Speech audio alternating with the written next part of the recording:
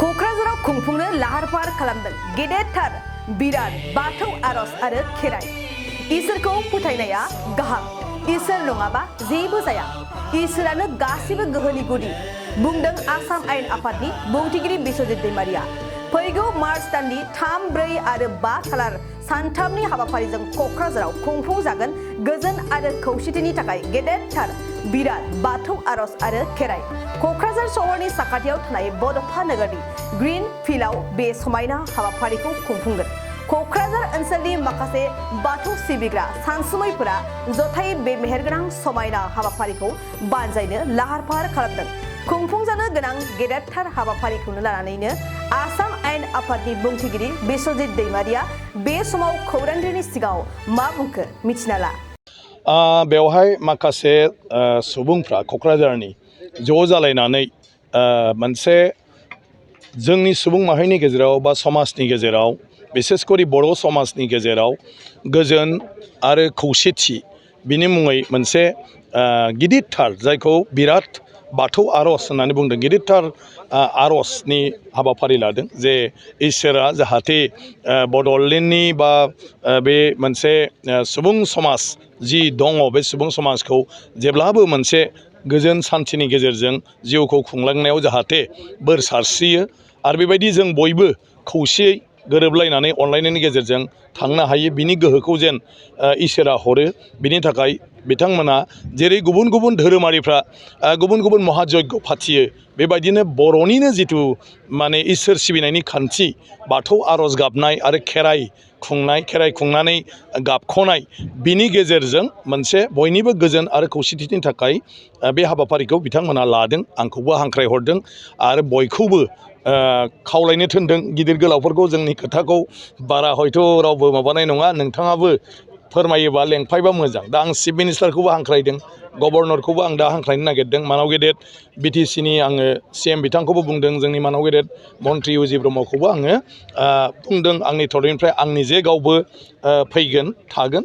गतिके बियो मोनसे गिबि जे बर'नि जिथु इसोर फोथायनाय आरो बे इसोर फोथायनायखौ लानानै जिथु जेब्लाबो माने माखासे सान्थौखौ लानानै खामानि मावबोनाय बे संसाराव इसोर नङाब्ला जेबो जाया बोराइ बाथौ नङाब्ला जेबो जाया।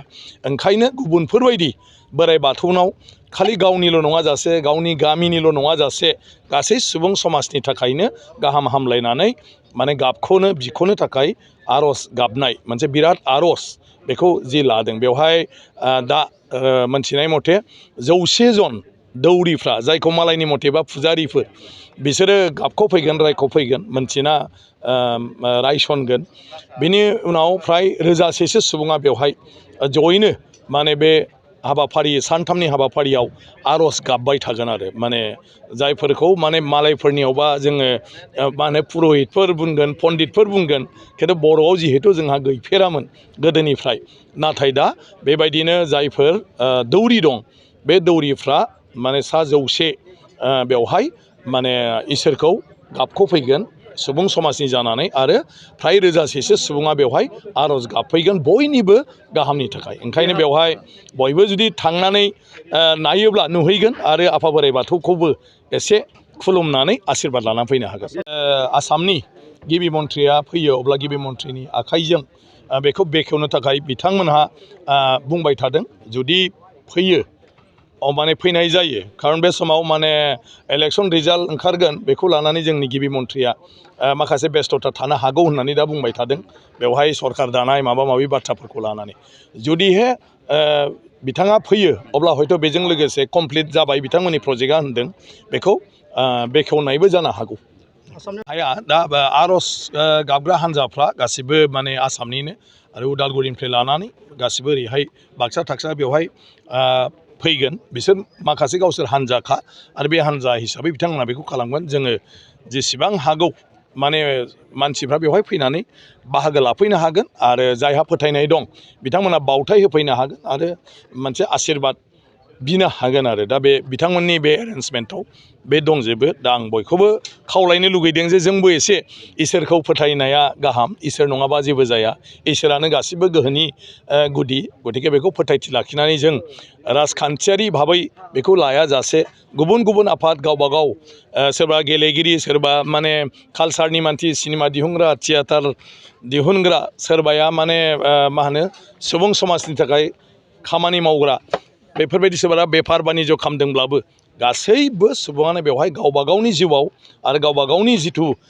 मावनाय हाबाफारि बेफ्राव जेब्लाबो जाफुंसारनो हायो आरो बिनि थाखाय जेन इसोरा जेब्लाबो आशिर्बाद हरो बिनि थाखाय बयबो बिख'नो हायो आंनिबा बिख'नांगौ आरो बे हुदाखौ खालामनो हायोब्ला बयनिबो थाखाय मोजां आरो सोरबा फैबाबो फैयाब्लाबो जायफ्रा अर्गेनाइज खालामदों आरो जायफ्रा बेवहाय माने रायसननो गाबख'नो आरो आर'ज गाबनो नागिरदों खेराइ होनो नागिरदों बिथांमोना बेखौ सुबुंनि मोजांनि थाखाय बेखौ खालामखागोन नाथाय सुबुं समाजाबो जुदि बेवहाय बाहागो लानो हायोब्ला आरो बांसिन ओंथि गोनां जागोन होननानै आं बिथांमोननि बे हाबाफारिखौ सानो। बङाइगाव मेरिडियान किया मटर्स श'रुमा नोंथांनो लाबोदों गोदान अफार। मेरिडियान किया मटर्स श'रुमाव नोंथाङा खम बेसेनावनो किया कम्पानिनि गुबुन गुबुन रोखोमनि गोदान गारिखौ लानो हागोन। बेजों लोगोसेनो बे श'रुमाव जेखिजाया कम्पानिनि गोजाम गारिखौ सोलाय सोल' खालामनोबो हागोन। दासान्दि बे अफारा सोलिगासिनो दं आरो फैगौ 28 फेब्रुवारिसिम बे अफारा थागोन। मेरिडियान किया मटर्स श'रुमा सा बङाइगाव साफागुरि र'ड आगराला देहा फाहामसालिनि साखाथियाव थानाय महामाया हटेलनि अपोजिट साइडआव दं। बे अफारखौ मोनफुंनो थाखाय नोंथाङा अनलाइनबो बुकिं खालामहरनो हागोन। लोगोसेनो गोबां मिथिनो थाखाय थोंजोङै 7099003414 नङाब्ला 8822790662 जानबुं अनजिमायाव जगाजग खालामहरनो हागोन आरो बङाइगाव मेरिडियान किया मटर्स श'रुमाव थांनानैबो नायनो हागोन।